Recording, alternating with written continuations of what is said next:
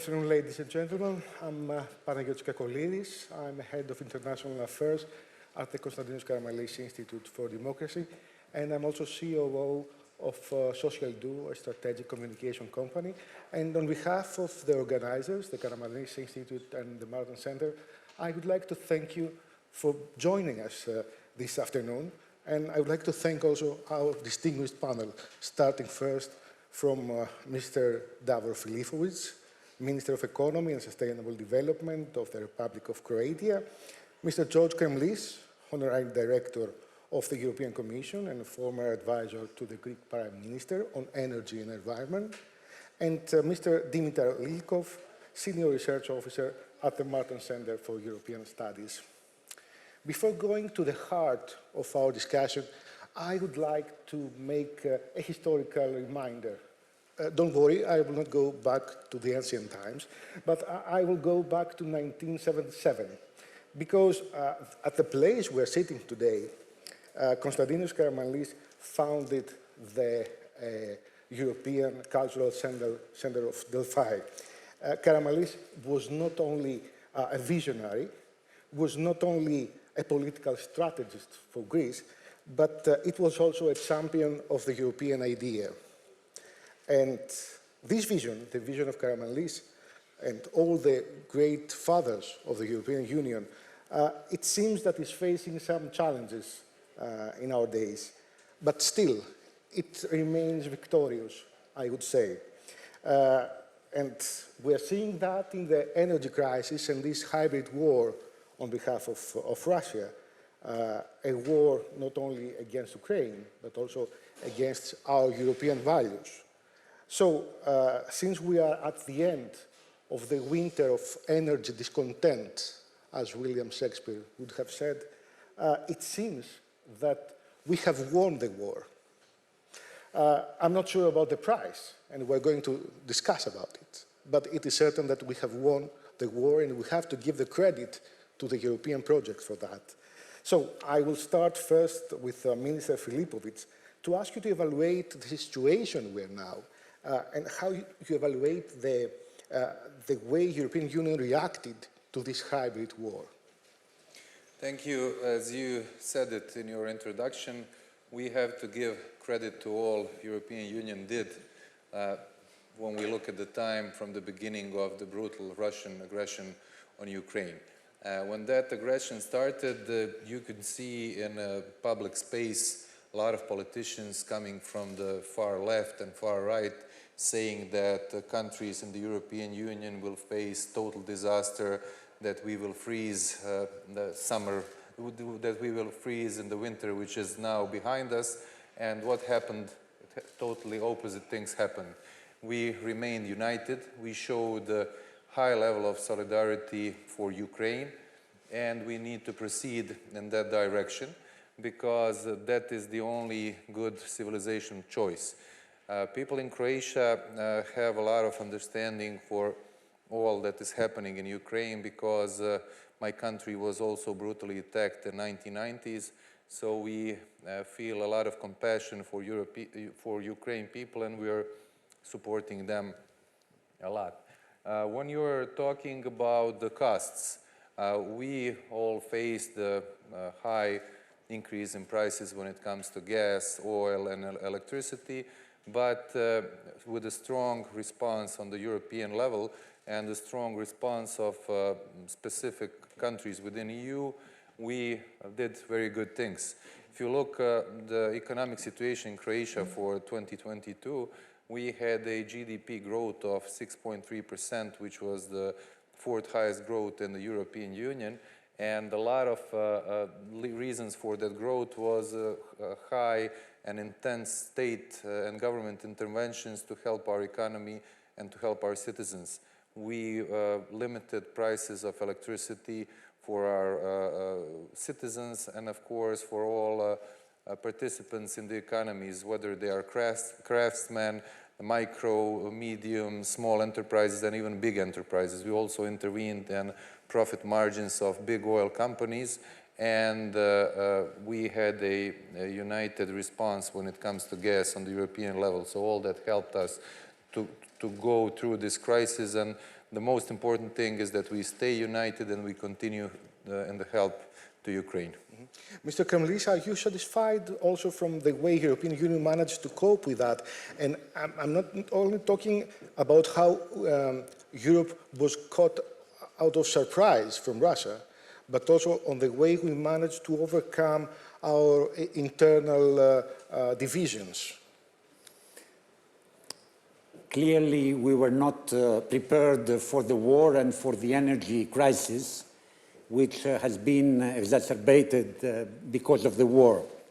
And I must say that prior to the war, we had set so ambitious and environmental and energy transition and climate neutrality targets that have suffered because of the war and because of the energy crisis.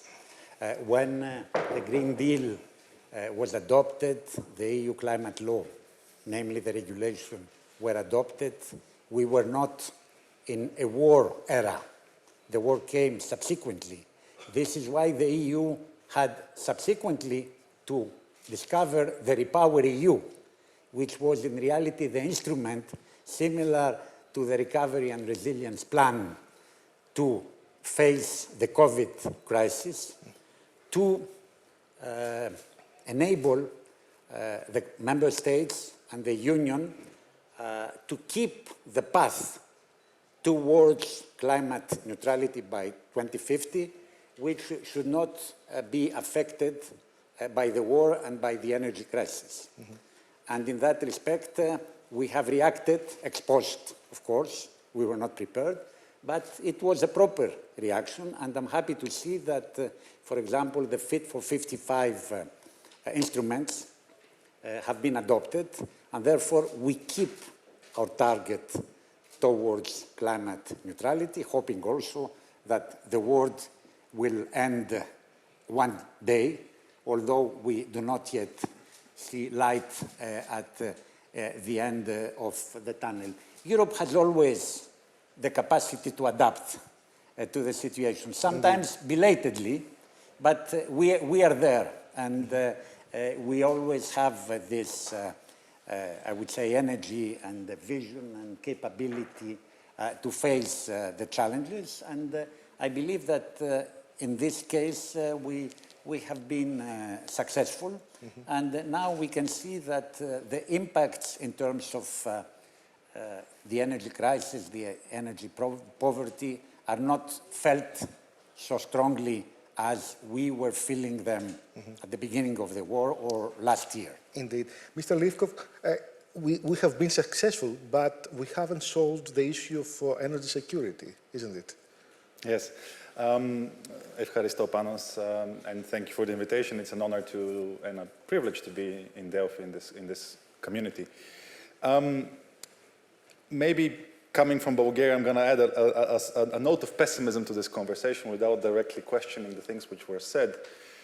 When it comes to energy and energy security, maybe let's very briefly see what happened in the last couple of months. The most important news here is that indeed, united response, we overcame a potential devastating recession in the European Union because of the energy war. And this happened mostly because the EU managed to optimize 70–80% of its gas usage. So we cut our energy usage in the winter, both households and industry, which was an amazing achievement. The rollout of renewables and lots of energy coming from wind and solar compensated for some of the lack of energy. Coal also was involved, but not to such an extent to make us worried. The thing is that one of the biggest other reasons for going over this crisis and pushing through is the fact that we had one of the warmest winters in the last 50 or 60 years. And thirdly, we solved the situation at an immense cost. European governments spent between 600 and 700 billion euros in the last 1 year for additional subsidies so they can cushion the blow for households and industry, given the immense energy prices. Now, just to give you a sense of perspective about these 700 billion euros, this is roughly the amount of money Europe spends on education annually. This is double the amount of money we spend on our collective defense. So in a way, united response And policy helped in this situation, but also we overcame the crisis because we threw a lot of money in the situation. Also, we were lucky with the weather. Looking at the economic situation right now, as I said, we were successful that Europe managed to overcome a recession. But right now, still, businesses and households are paying more than double the usual price of gas and electricity compared to the previous decade when I look at the averages. Of course, the situation is not so dire as it was months ago, but still industry and households are in a way pushed.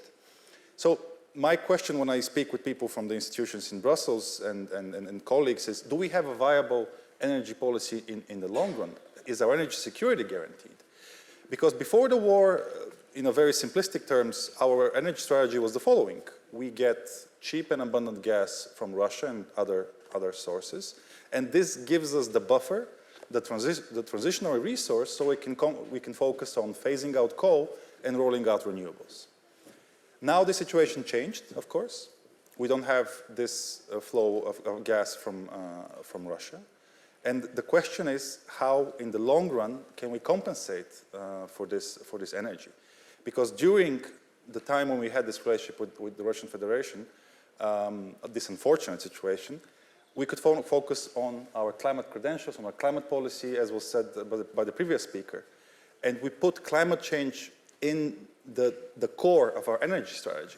Right now the situation is different, but still we're pushing ahead with our ambitious climate agenda, while indeed our energy security is still not fully guaranteed for the next couple of seasons, unfortunately. I will continue exactly where you stopped, and I will ask the Minister about the European Green Deal. There is a discussion whether we have to go a step backwards or how we have to adjust in the light of the fiscal situation that the European Union is facing. What do you believe? But when we are talking about the Green Deal and the green transition, my opinion is that this situation right now is not the reason not to go in that direction. And I think when we talk about energy security, that we all need to invest in our infrastructure. I will tell you what is Croatia doing. We decided to double our LNG capacities. We opened up LNG capacity in 2021 with a capacity of 2.6 BCM. Then we expanded it a little bit to 2.9, and now we are doubling capacities up to 6.1 BCM. Total consumption of gas in Croatia is 2.9 BCM. And the current capacity of our LNG terminal is 2.9. So if we are thinking selfishly, we shouldn't do anything. But by doubling our capacities, we want to help our neighboring countries, Slovenia, Austria, also Bavaria, so we're going in that direction. A colleague here said that we had a mild winter, which is true. But I have to remind you that when it comes to the price of the gas, we had a united answer at the European level, where we introduced market correction mechanism in December last year, where we, let's say, put the price cap on the price of the gas at 180. And after that, the price of the gas started falling down. And now it's around 40 euros per megawatt hour. And I have to tell that the Greek minister, Kostas Krekas, was one of the ministers who gave the biggest impact to do that price cap, especially at the level of 180, because the Commission wanted the price cap at 275. So we think that we need to build infrastructure to find other sources to get energy, to help our neighboring countries, and that is not, the high prices are not limitation for economic growth. Yesterday we revised the economic growth in Croatia from 0.7 to 2.2. We entered Eurozone and Schengen at the beginning of this year, so all these things can be a boost for the economy and, of course, to go strongly into Green Deal and green transition. Mm-hmm. Mr. Kremlis, Minister underlined the importance of infrastructure, and I would like to ask you about energy interconnectivity. It seems that that has been highlighted as a solution, and I wonder which is the role that Greece can play in this area. Mr. Kremlis. I thought you were asking no, the minister. I was just. But I was changing the. I can reply. I can reply. No, let me first say that the aim is to phase out completely from Russian hydrocarbons. On paper, we have succeeded, but there are still ways which are legal in inverted commas or illegal, which bring through other destinations Russian gas and oil to the European Union. And therefore, I do believe that we need a monitoring system to identify the chain from the source up to the last port destination through the different challenge that can intervene, because sometimes it comes with a cargo and then it is unloaded to another one, etc. This is extremely important if we want the sanctions and the phasing out from Russian hydrocarbons to be completely successful. While phasing out from Russian hydrocarbons, we need to ensure energy security. This is a big challenge. We are not self-sufficient. We need to boost further renewables. We can do it. Here in Greece, we have the potential, but we do have it also in other parts of the European Union. We need to interconnect our networks. This is extremely important because in Greece, we do have the capacity to boost renewables, but the network is not sufficient to serve them, and moreover, we need the storage capacity. And a very good thing is that Greece is now planning to bring through undersea cables from Egypt green electricity. We have 2 projects which are under REPowerEU, which are likely to become PCI projects, which will bring really green electricity from Egypt produced from renewables to Greece and through Greece, and the European network that we need to develop further to the other countries of the European Union. I wanted also to say, following to what the Minister has said, that TAP is now planned to be increased to double its capacity to 20 BCM. Therefore, we will have Azeri gas coming to Europe. And the good thing is that through this extension of TAP, we can also do some blending with hydrogen, because hydrogen is extremely important and we need to invest a lot on hydrogen. For me, to reply to the question of the interconnectivity, I think time has come for the European Union to call a convention on the future of Europe. We had the conference, it has ended. European citizens without great success, we have to say. Their views, but now time has come to go ahead, to draw the conclusions. We have always the challenge enlarging versus deepening. I'm in favor of enlarging, but while we enlarge, we need to deepen as well. Okay. I believe that this time we can do it.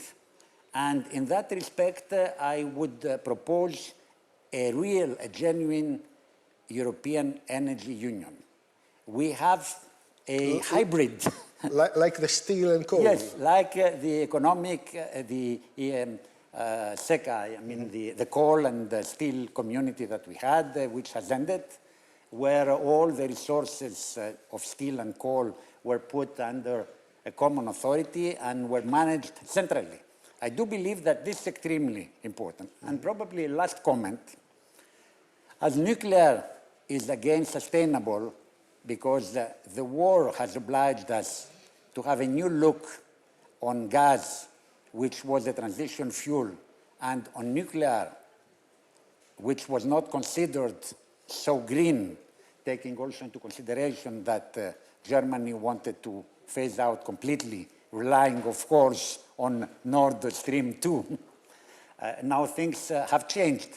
Now, through the delegated acts under the taxonomy regulation, both nuclear and gas are considered sustainable with dates 2035, 2040.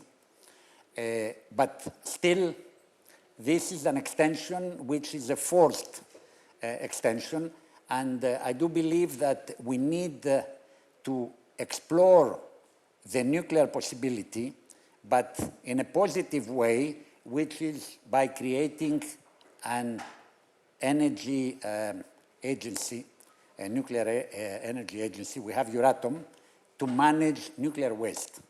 Because if you ask somebody what is the major concern about nuclear energy, they will tell you nuclear waste, because this is the reality. The nuclear accident is unlikely.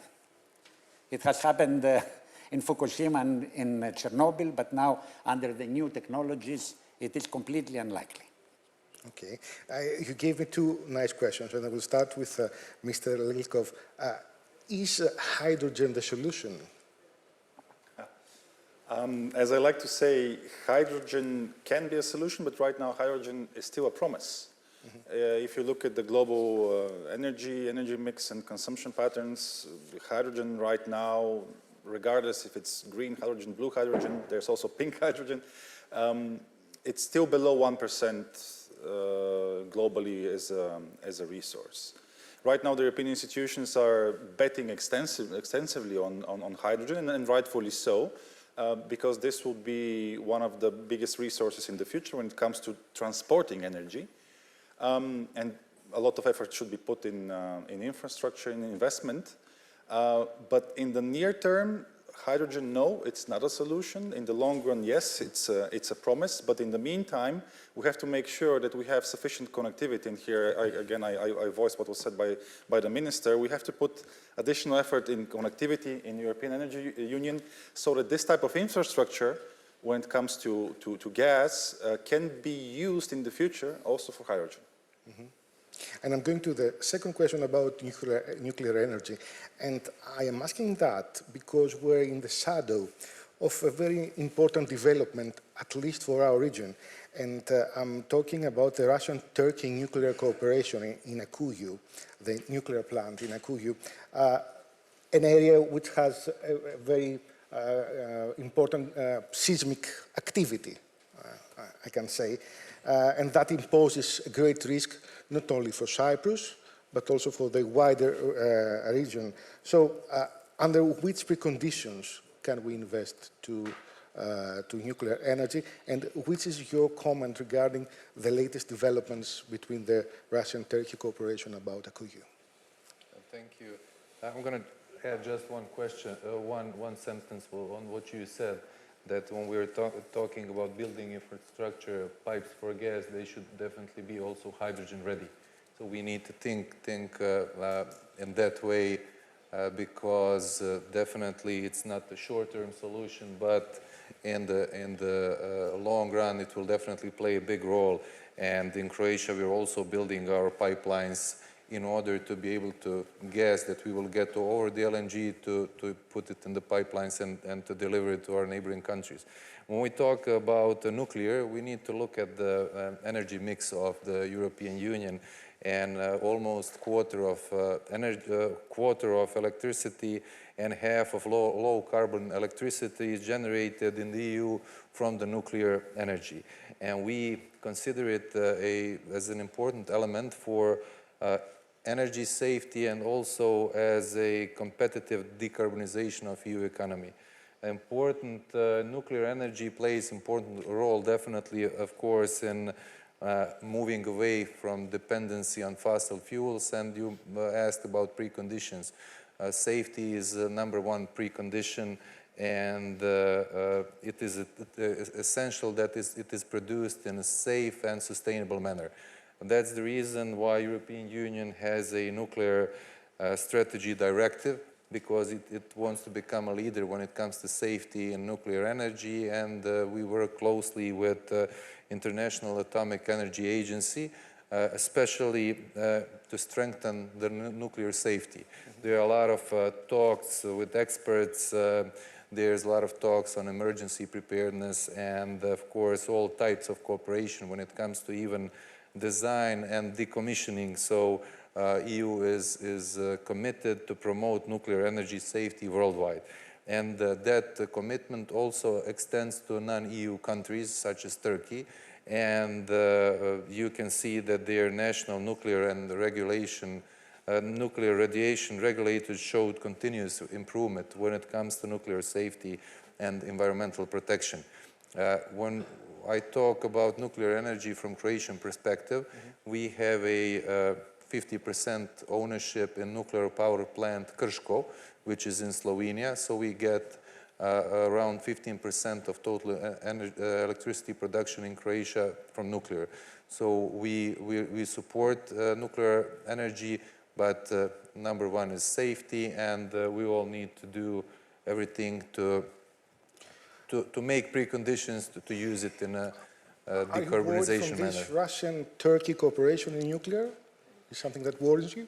We used, let's say, Western technology in nuclear power plant Krško, and I think that we all need to give, how can I say? But in Turkey it's Russian. I'm sorry? But in Turkey the technology is Russian. It's yeah, not European. it's Russian, but the number one precondition is safety, and I think that should be basis for all talks when it comes to nuclear. And of course, waste is also a big question when it comes to nuclear energy. So. I see. Thank you very much. Ladies and gentlemen, the challenge posed by Russia perhaps is not only a threat, but it proved also an opportunity for Europe. And I will finish with history, as I have started, because the European project has been born out of a tragic historic circumstance. And since then, we're evolving, facing challenges. So I think that can make us realistically optimistic about the way we're going to continue and fortify our common European future. So I'd like to thank you at that point. I'd like to thank our distinguished panel. I would like to thank our colleagues at the Martens Center and the Konstantinos Karamanlis Institute for their cooperation. I would like to thank the Forum for having us for a second year as a programming partner, and I would like to thank my colleagues at Social Do for supporting me today. Ladies and gentlemen, thank you very much indeed. Thank you.